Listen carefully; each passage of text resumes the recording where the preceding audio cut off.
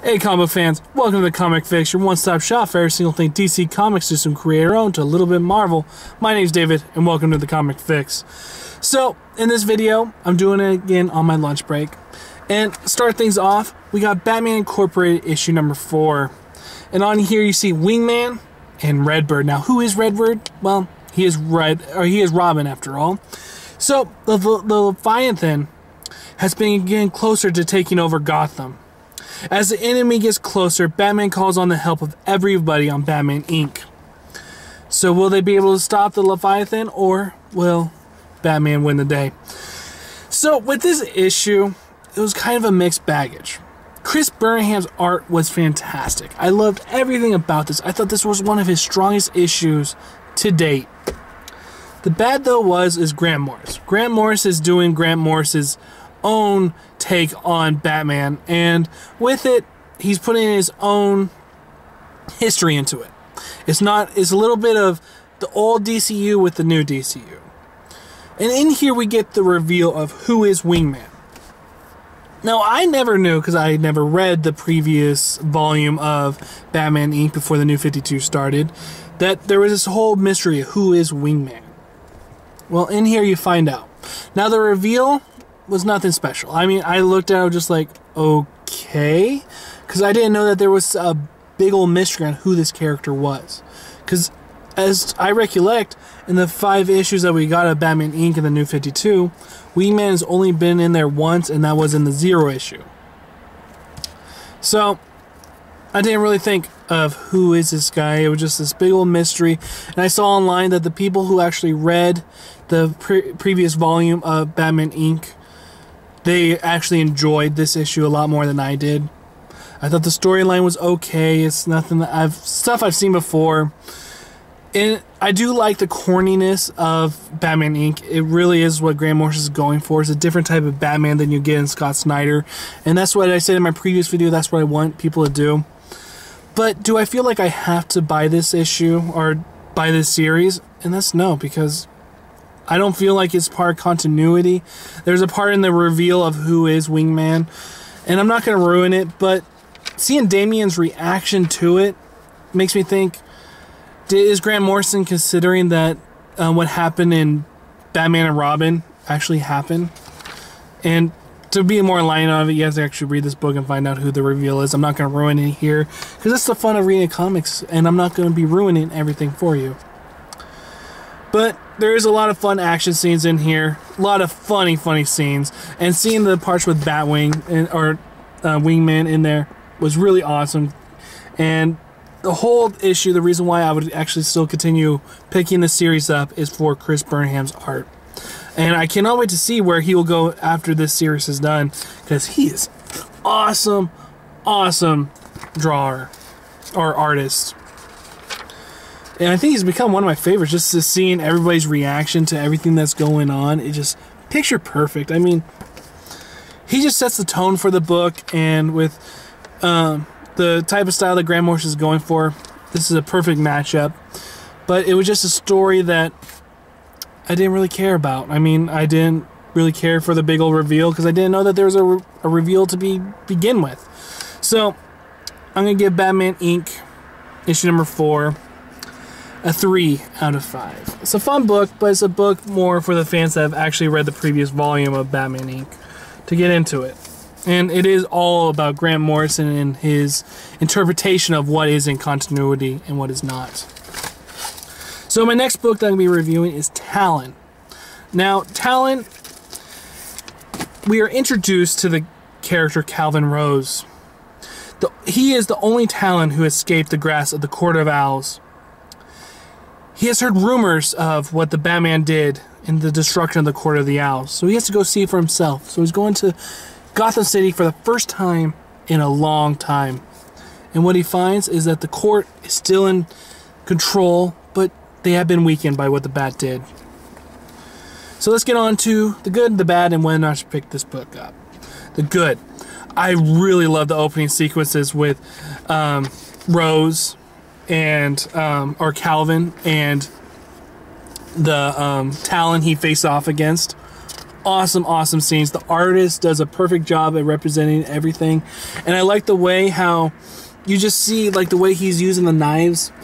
It's just perfectly done, and he captures every single scene so seamlessly. And I cannot wait to see where he's going to go with this next. Now, James Tynion the fourth, or the third, no, I think it's the fourth. He's a new writer for DC Comics, and this is his first big job. And one thing I noticed he does is that in the beginning parts is very action oriented. You know, there's not much dialogue, but then he gets to the points where there's this guy that was in the background of the whole fight, just, you know, watching kind of thing, and comes out of the shadows. And once he comes out of the shadows, we get exposition out of our ass. And that was a part where I was just a little bit bored. I was kind of wearing away. It was just dialogue after dialogue after dialogue, and not really much was happening during those sequences. But what we did get is what Calvin is going to be doing. And the thing I thought about this whole entire series going into it was about Talon, or about Calvin running away from the Talon. Well, actually, he's taking the fight to the Talon, and that was a big surprise. Now, is it good for DC Comics to be putting out a book about the Corps of the Owls? I know it's the stuff that Scott Snyder created, and I know it's in, you know, it's in right now, it's hot. But over the line, over a couple years of, if it even goes that far, of reading about Talon, will it still be fresh? That's one thing I do not know. Where are they going to go after the storyline of Talon taking down the court? I don't know. There's a lot of things that can go right with this series, and there's a lot of things that can go wrong. All I know with this issue right here, it was a fun time, great action sequences, but the ending part was lacking with just over dialogue and over exposition. Good book, but does have its problems. So I'm going to give Talon issue number 1 a 3 out of 5. And a book I think you should check out if you're really interested into Scott Snyder's Corps of the Owls that came out last year. My next issue is the surprising Superman issue number 13. And with this issue with Scott Liddell basically laying the groundwork of what he wants to do with the series. We got the beginning parts with Superman learning on how powerful he actually is. Because in the annual, we got to see Superman get his ass handed to him by Hellspawn, I think they are called. And so we see him in the beginning at this underground base in the middle of the earth, and just seeing how powerful he actually is. And when they start talking about the numbers of how powerful Superman is, I just got this God sense about him. And is that relatable? Because everybody's been trying to get Superman relatable, whereas Scott Liddell, he's like, there's no hold bars. Superman, he's the most powerful being in the whole entire world, and you see why in this issue. And it's kind of cool to see Scott Liddell do that to him, because everybody else who tries to do Superman tries to dumb him down or depower him just a little bit, where Scott Liddell is actually putting him quite powerful. So it's really cool to see, although there was this question of, where is this underground base, and who is this person that's with Superman, and what are their relationship with each other? Because we never seen them throughout the New 52, and I've never seen her before anywhere. So, and that was this lady here. I forget her name, but it was interesting to see the relationship between Superman and her. And is there going to be a little love triangle there? And then you got also Scott Liddell laying the groundwork for Clark Kent. Now, this is the best part, I think, of the whole entire series. In here, he's given Clark Kent a voice. He's not this goody two-shoes, well, he is, but he still has an edge to him. And you see in there, he was gone for 5 days, and, well, everybody at the Daily Planet want to know where he was and why hasn't he put out any stuff about Superman. Because I guess now in the New 52 and in Daily Planet, Clark Kent's only job is not just to be a reporter, but to be the beat writer for what Superman's doing. And with that whole scene, I mean, there was some great points where you definitely see where Clark Kent's values are, and he's not being a shy guy about those values and about how the news has been represented. And that was cool to see. but I thought the execution of it was pretty bad. There's a point in there where you got Lois and talking to Clark Kent about how he was gone for 5 days, how he hasn't put out any stuff about Superman. And the reason why I bring this up is because Lois Lane in the New 52, she is not an anchor woman. She's a head anchor for the TV broadcast of the Daily Planet. And why is she in here with talking to Clark Kent about, or reprimanding him for not being there, when her job is not to be Clark Kent's boss?